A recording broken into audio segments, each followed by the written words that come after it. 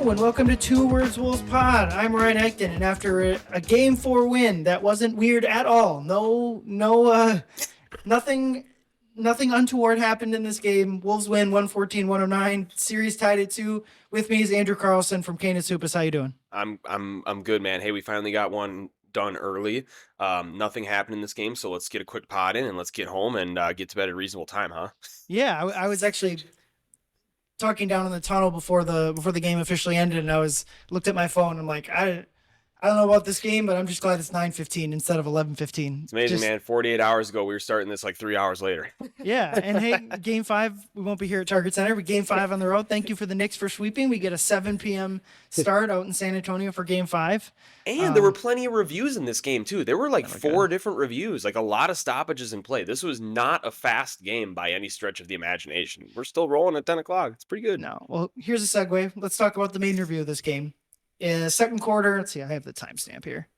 8:39 in the second quarter. Victor Wembanyama, flagrant 2, ejected. When it happened, he's getting fouled. I think it's fair to say Wemby was getting fouled probably the entire game, the entire series. And on that play, he was getting fouled. And he winds up and elbows Nasri in the neck.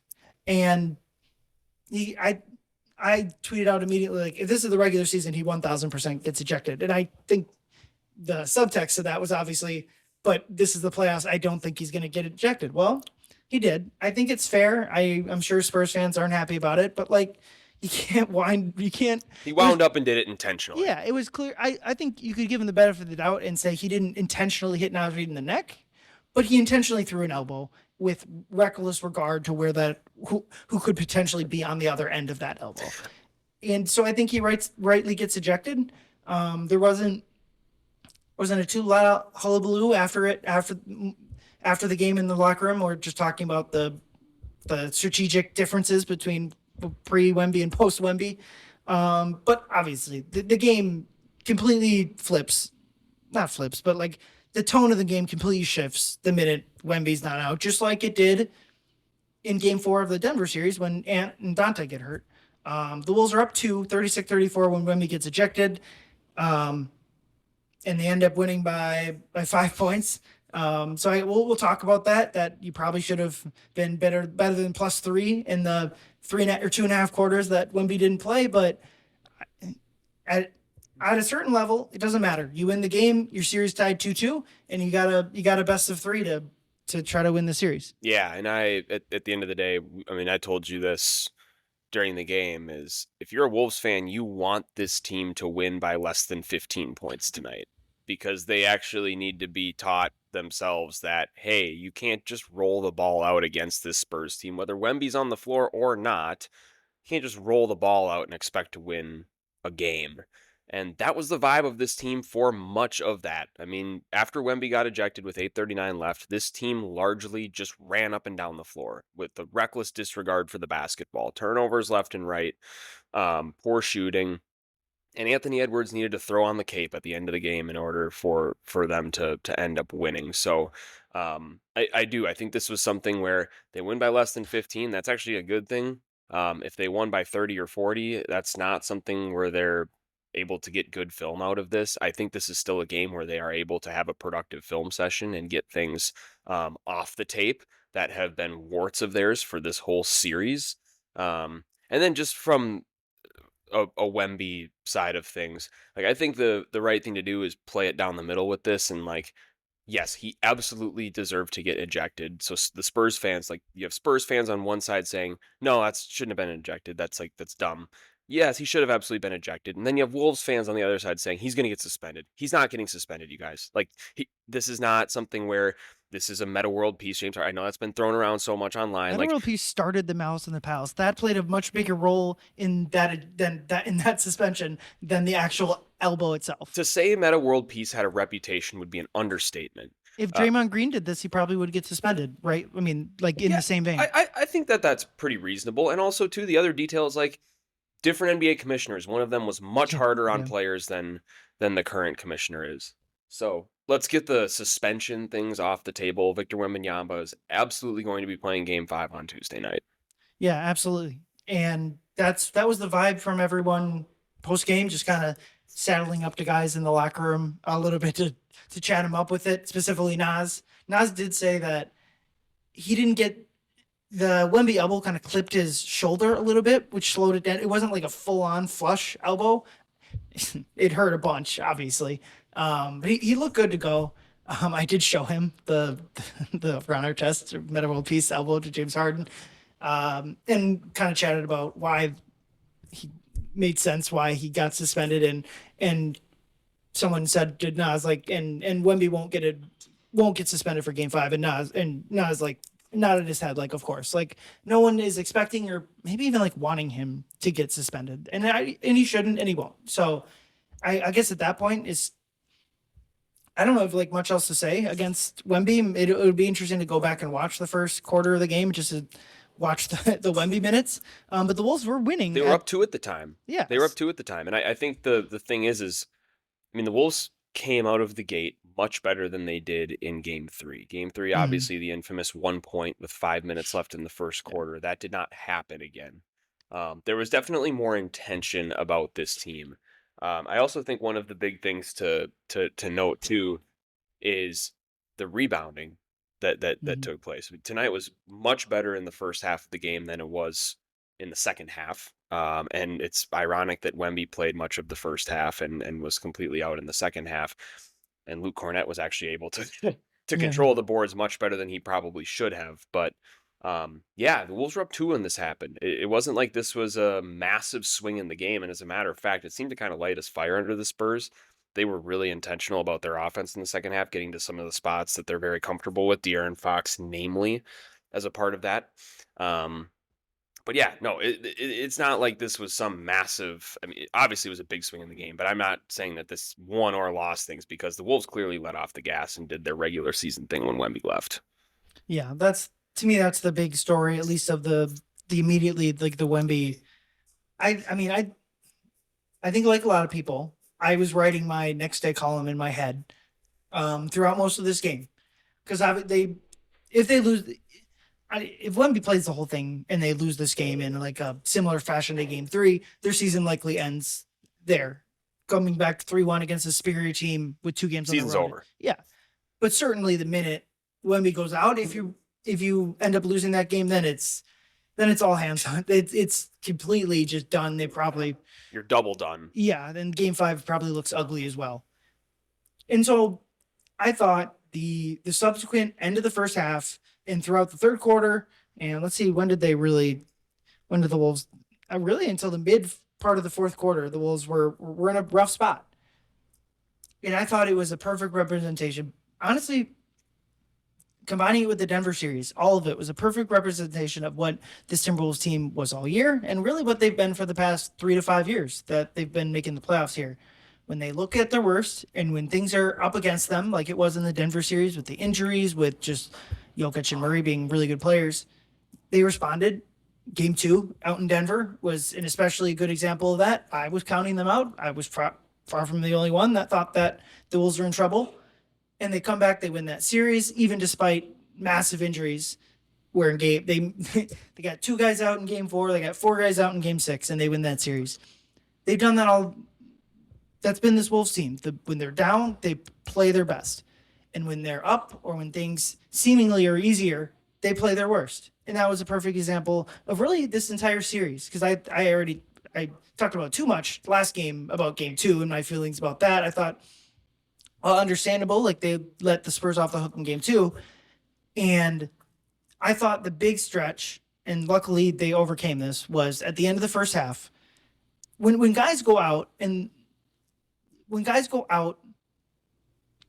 from that point to the end of the half is really tough because your rotations are all screwy because they would have expected Wemby to play. You're most completely of that. going off script. Yeah, if you're the and Spurs coaching you got staff. no strategy left. But once you get to halftime, you can reset. Your rotations are good. Your strategies are good. Obviously, you're missing your best guy. Like you're still in a rough spot, but like you can kind of hang on. And so when the Wolves, they went from up 2 after the elbow to up 9, and then it trickled all the way back down to 2 points at halftime or 4 points at halftime. And I thought that was a big deal. Like if the Wolves get that to 15, I think the whole second half is different. You win this game going away, and you let the Spurs back into the game, and then you double down on that at the start of the third quarter. And I just thought that third quarter was exactly the type of Timberwolves team we saw all year, them quote unquote playing down to their opponent, and especially against a team that's good. The Spurs without Wemby are still a very good team that would still, I think, would probably still be a top 6 seed. Yeah, Maybe. absolutely. Certainly would be. Absolutely. That's the how Suns, they'd be the Suns. Very similar. That's how they performed this year. They were winning game when Wemby got hurt during the middle of the season. It was like, okay, here the Spurs will kind of dip. Nope, they kept winning games. So look, you can make the argument that with Wemby even on the floor, that the Spurs could be the more athletic team at that point. I mean, they have guys all up and down that rotation. Champagne and Cornette, maybe not so much, but still, I mean, athleticism matters, and Spurs can match up tit for tat with the Wolves in athleticism. Yeah, and through the third, it was so reminiscent of the regular season where they're playing down to the opponent, but they're playing lower than the opponent because the opponent's actually so good, but like they perceive it as lesser. Good example. This is like the Lakers without who did they not have? Luka early in the season. I mean, they showed it. The Lakers showed in that Raptors series. They're not obviously they're having trouble with OKC like everyone else, but like they win that series without their top 2 guys or LeBron's their whatever. And the Lakers beat them twice early in the season. They were missing LeBron early in the season and then Luka. Besides that, they don't take it seriously. I thought that was a big part of it. And Spurs are hitting tough shots, Wolves are missing tough shots, all that, but or missing good shots. But then luckily, it wasn't obviously all luck. It was them fighting back into the game. Similar, kind of, you start to doubt them, and here they come back. It was an ugly, ugly win, and one that if they had lost, it would have brought up gigantic questions about everything, just like the Nuggets have huge questions about their organization moving forward. But ultimately, you win the game. The record books won't really remember that Wemby's out. What they will remember is whoever wins 2 of the next 3 games. Well, and I mean, the Wolves shot 34% in the third quarter. I think we talked about it by the end of the third quarter. The Wolves were 44% on their twos. San Antonio was over 60% on their twos, which at that point was the difference in the game. I mean, the Wolves couldn't buy a bucket inside, and that should not be the case with Luke Cornette Luke Cornette, good player. Like, I'm not going to solid backup center. Like, I'm not going to say that he sucks or anything like that, but the Wolves should be able to essentially score at will against him like they did in game 1.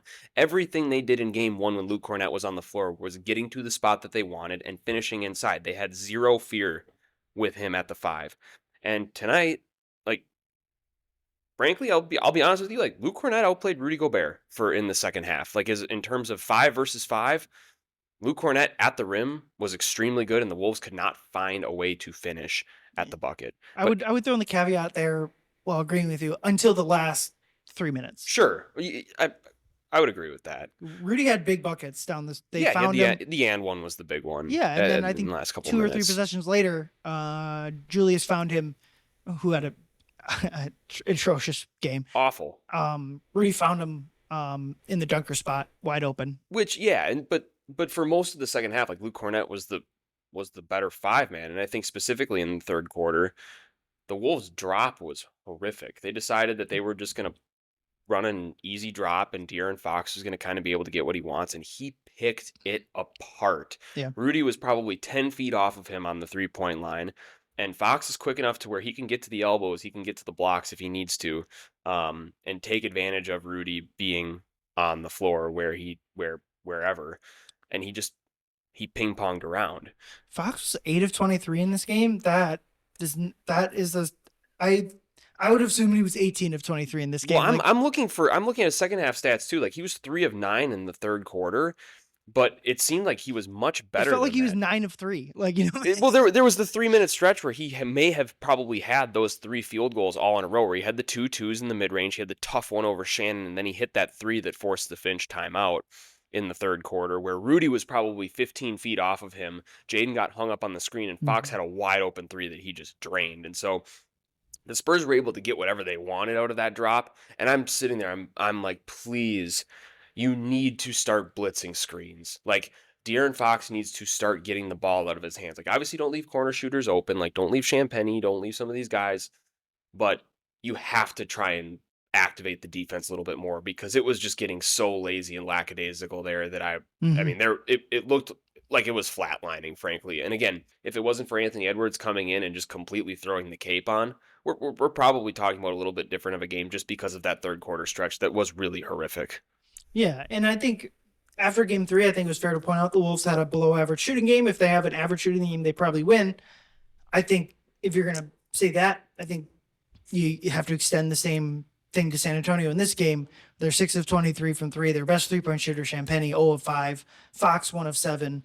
They didn't really shoot the ball all that well, at least from 3-point range. Their second half 2-point shooting was really good. So, and you pair that with the Wolves' 34% in the third quarter, man. Like 34% from the field. Yeah, the third quarter. They shot just as well from 3 as they did from the field, and they were doo-doo from 3. Just like how in the first quarter of game 2 of the Denver series, you wouldn't want to have heard my inner monologue.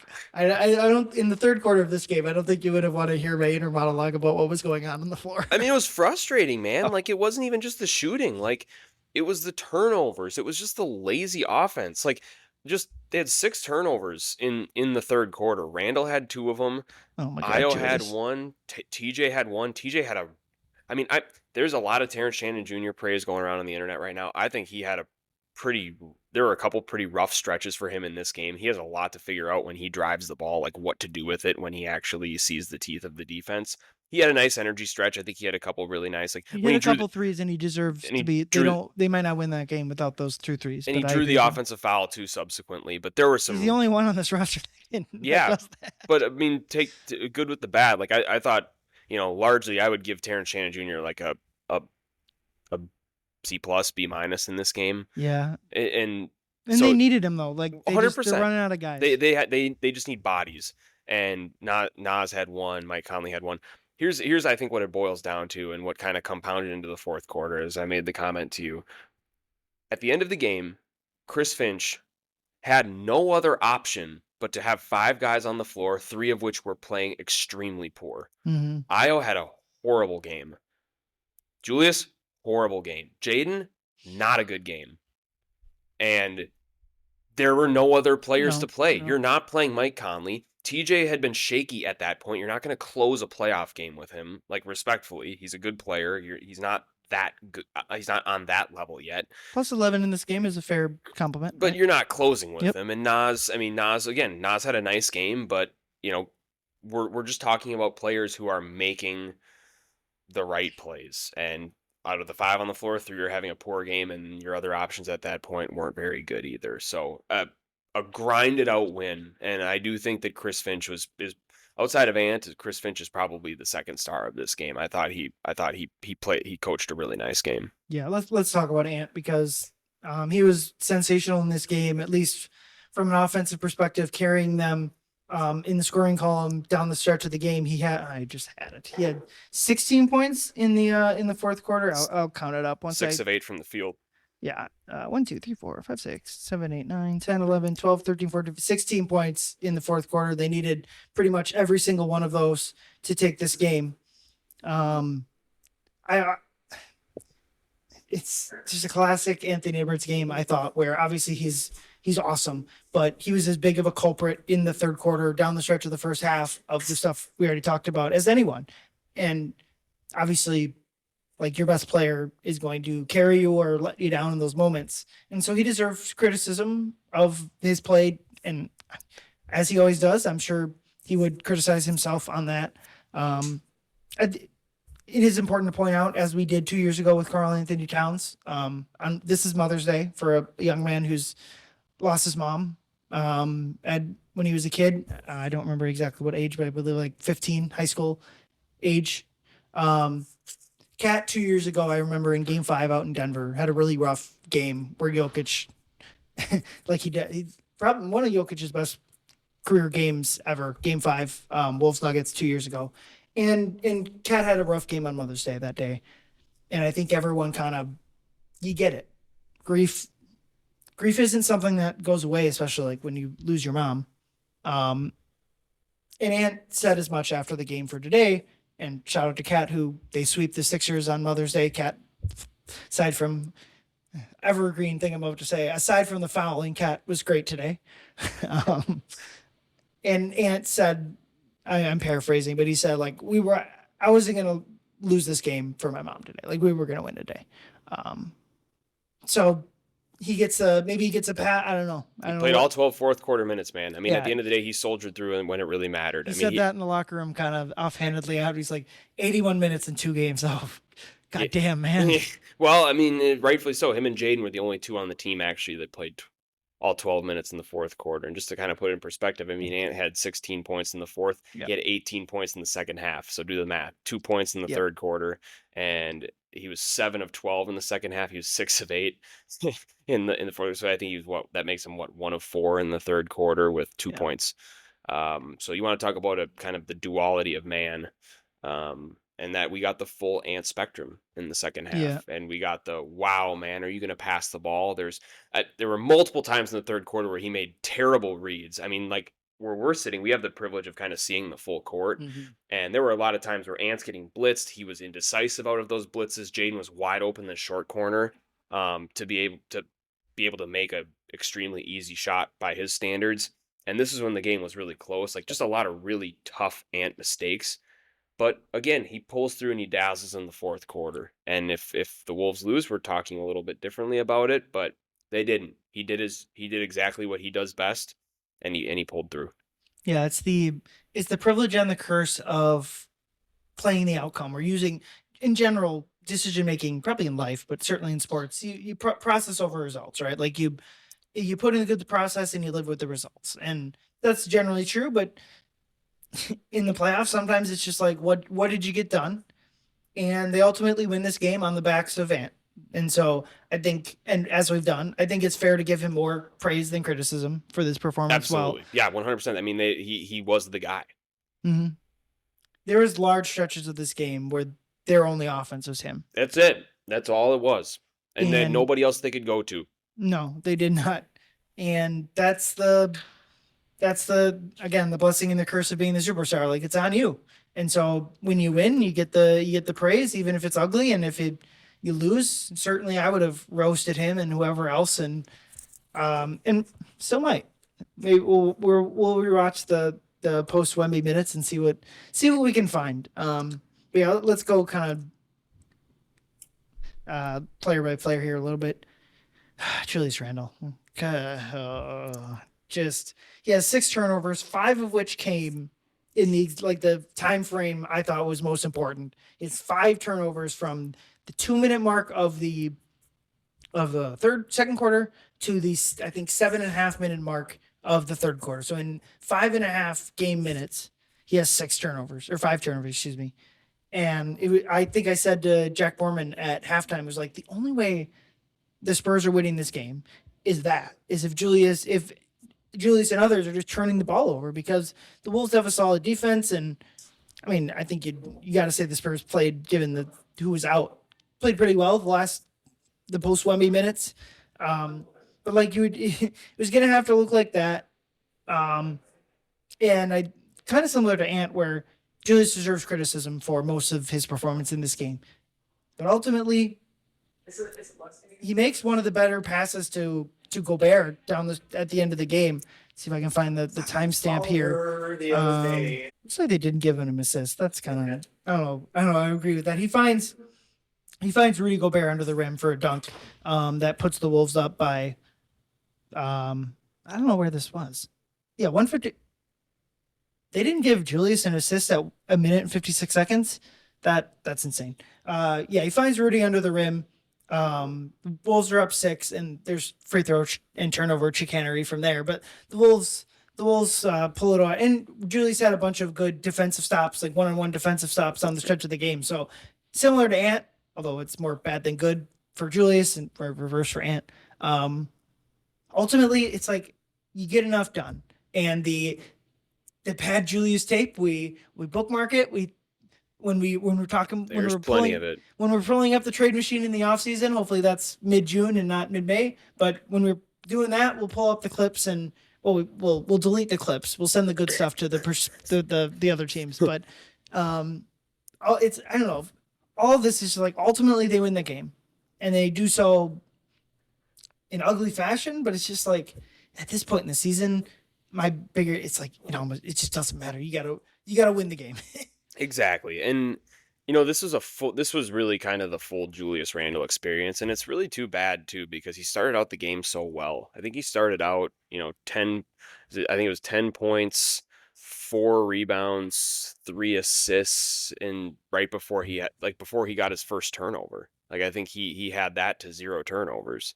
Um and then from there, it just kind of unraveled. And when I say the full Julius Randle experience, I mean, yes, the turnovers. I mean, yes, some of the bad shots. Even though really, I was all in favor of Julius Randle pulling 3-pointers tonight whenever he felt like it. Because if Especially before Wemby got ejected. you have an open 3-pointer, rip it. I don't care, especially against this team.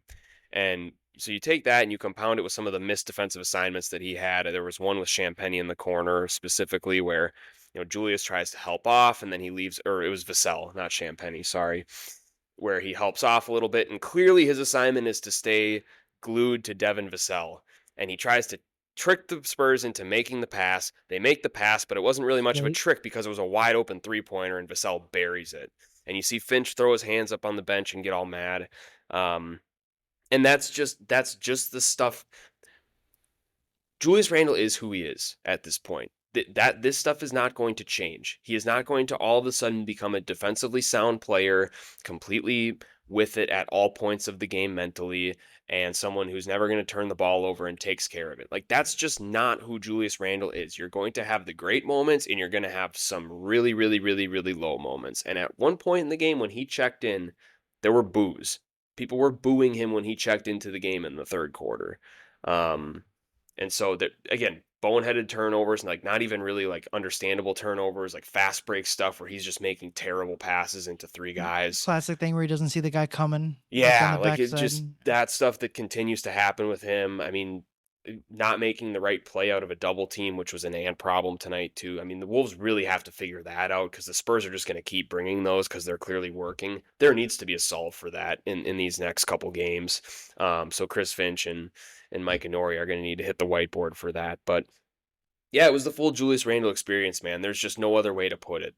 This is, and I do think it's funny how this game was so emblematic of the regular season because it's something that we've been so accustomed to seeing. It was not playoff Julius Randle from last year.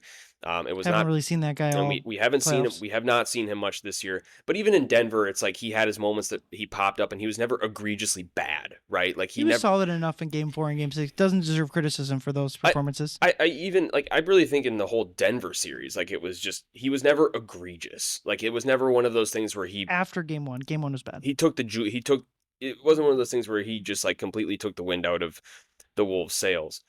This was one of those games tonight where it was kind of getting there, and it got to a point where he was pretty much unplayable, and Naz Reid was obviously the option that Chris Finch was going to need to go with for the majority of the time. Although they did play him, and I think commending Finch for shout out Dane Moore for constantly hammering the 3 bigs lineup. Didn't really see it in the regular season. Finch has constantly pulled it out in specific spots in these playoffs, and I thought it worked. It worked in this game, and kind of the Spurs had a similar mindset a little bit where it's like, because they're down their guy, it was just like 5 best guys. Who we got? Throw them in there. And they went with a no center, no Luke Arnett lineup out there, and the Wolves kind of went the opposite with their bleep it 5 best guys, which was their 3 bigs, and basically like I think Ant and Jaden were the other 2 guys aside from the bigs. Yeah, so it worked, man, and it works because Naz is so skilled, and especially against a team like the Spurs, you need people who can hit floaters. Who is the Wolves' best floater person this game? I don't remember, honestly. I mean, it was Naz, right? Like, Naz is the one. Naz is the one within 10 feet of the basket where if someone's going to shoot a floater. Io was horrible. Mike hasn't had his floater now for over 2 years. Like, Naz has the best floater on the team right now. I mean, Ant, like, goes to the basket and he lays it in. Like, he'll have kind of that floater when he's right next to the basket. But Naz has a legitimately good float game, and that can be pretty lethal here. So if they run that 3 big lineup when Wemby's back, that's going to be pretty integral. Yeah, I mean, I just don't know. When Wemby's in there, it's going to be just the Rudy stuff. And it's not even Rudy's fault. It's just like... But it was working today, though. That's just it. And he was rebounding. I said this to you, like, the rebounding from Rudy pre-ejection for Wemby was huge. Because I mean, here's what I'll say: for someone that's 7'6", Wemby is a poor rebounder. Now, and this is kind of similar to and I didn't explain this well enough, and I'll explain it now. I said Wemby's a bad offensive player. Obviously, that's tongue in cheek. It's more that Wemby has so much room to grow with his offensive game is a better way to put it. And so a little bit of that is like, for a 7'6" player, he's not a good rebounder. Now, you're 7'6", it's almost impossible not to be.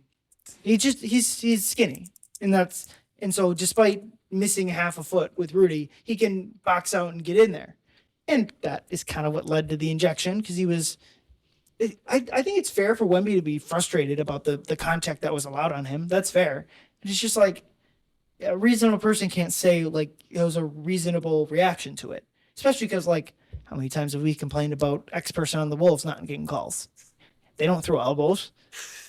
Rudy kind of did sometimes, but once whatever. in a while. Whatever. Rudy had plenty of flagrants this year. But yeah, I mean, those are the main guys I thought.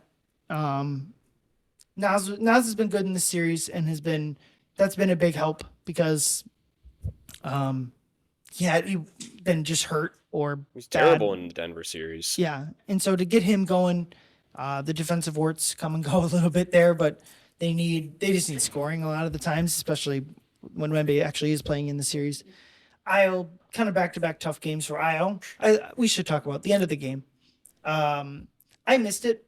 Was there a turnover late in the game, inside a minute? Yeah, it was Io got it inbounded to him and turned the ball over, and I do believe you missed it, but then the Spurs were able to get it. I think they maybe went to the free throw line, or they did. Champagne hits 2 free throws. Yeah. They did get 2 points out of it, but the same thing almost happened again, where the Wolves inbounded it in almost the exact same spot to the exact same player, and the exact same thing nearly happened, but he called a timeout in enough time to get it taken care of, which led to the one-handed Justin Jefferson catch on the other. Yeah, well, actually, the funny moment from the post-game presser, and referred to him at Iowa's Roddy White. Roddy White, yeah, and then, I saw that. And then I think probably after the mic shut off, Iowa's like, "Nah, I'm Julio, man." He wanted. And I was like, this is Ant's a football guy, clearly, because like for Roddy White's kind of a little bit. I'd have to look it up. Roddy White's a little bit before his time. Yeah, I mean, hey, Ant would have probably been, I would say maybe like late elementary school, Roddy White. So, but that was when he was probably playing for his youth Vikings team, you know? Yeah.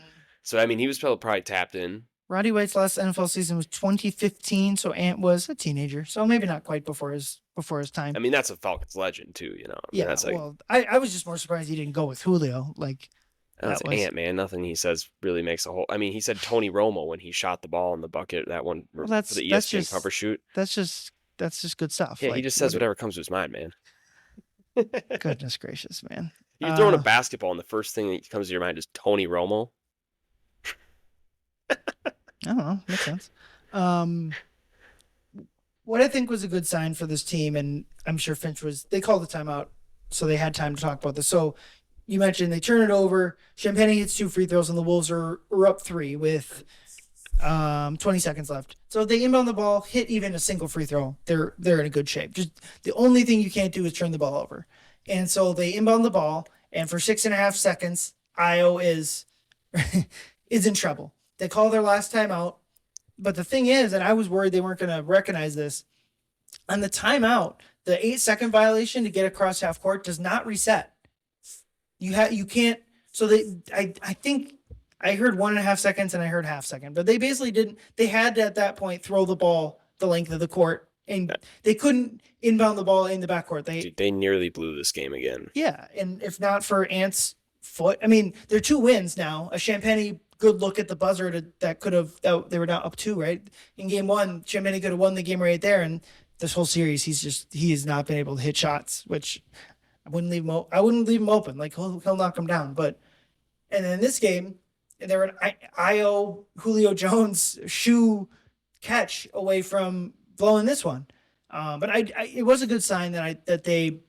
I mean, look, they're paid. It's a little bit like they're smart people. They're smart guys. Like they know the rules better than I do. It's their full-time job that they get paid millions of dollars to do. But if people were wondering why that pass was thrown, in that sense, they couldn't inbound the ball in the backcourt. They had to basically throw it ahead to the front court. And Io gets just enough of the ball to keep it in bounds. Kind of almost turns it over after It was that. so close, man. Like I really can't even emphasize enough that if San Antonio somehow corralled that basketball, you just know that it was going to be a 3-ball that was going in, tie ball game, head to overtime. Like that, you just know that that's how that's going to go. Yeah, a little bit reminiscent of, in that sense, like when Luka hits the shot in game 2 years ago. Everyone, when they didn't get a good shot, I think they turned it over. Well, right before the Jaden proximate, the thing that created the proximate foul rule, right? When Jaden had the ball down there and Kyrie took a hack at him, and it was Dallas ball, and they couldn't review that. You knew right away. Yeah, like, I think there's a possession in between the Jaden McDaniels rule and the Luka shot. I think so. Here's a good tidbit from Alan Horton, who always has good tidbits. 35 plus point games in playoff history for the Wolves. Anthony Edwards has 10 of them. All other Wolves players in the history of the franchise have 5. Oh. Pretty crazy. There's a lot of stats like that. Like just this, I mean, even simple stats of like the Wolves prior to the Denver series had never won a series in 6 games. Like, I don't know, like get frustrated by the middle quarters of these games, but like also appreciate, like this is the golden era of Timberwolves basketball. Yeah. For better or for worse. 100%, man. But yeah, they do get the ball in. Io hits a couple free throws. Fox misses the 3-pointer, and it was basically, even if Champagne gets the offensive rebound, but like there's 2 seconds left, they're up 5. Yeah, series tied 2-2. I kind of felt like, and I don't think I felt good about their chances to win this game coming into the night, and I a little bit, again, not giving up on anything, but like I had a little bit soured on their chances to win the series. I don't think I am moved off of that in the sense of, let's look at their odds. I'm going to guess. Let's say the Spurs are still probably minus 400 to win the series. That's what it probably will be. Maybe a tick under. It should be lower. Maybe a tick under.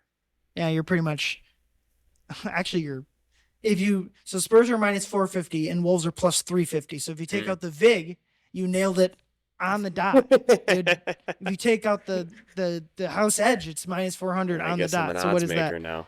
So that's 4-1. Wolves have 4-1 chance to win this. Yeah, pretty much. I mean, personally, again, you guessed it. That makes sense on Vegas's end. I would probably maybe more. It's like 2-1, 3-1 for the Wolves to win this series.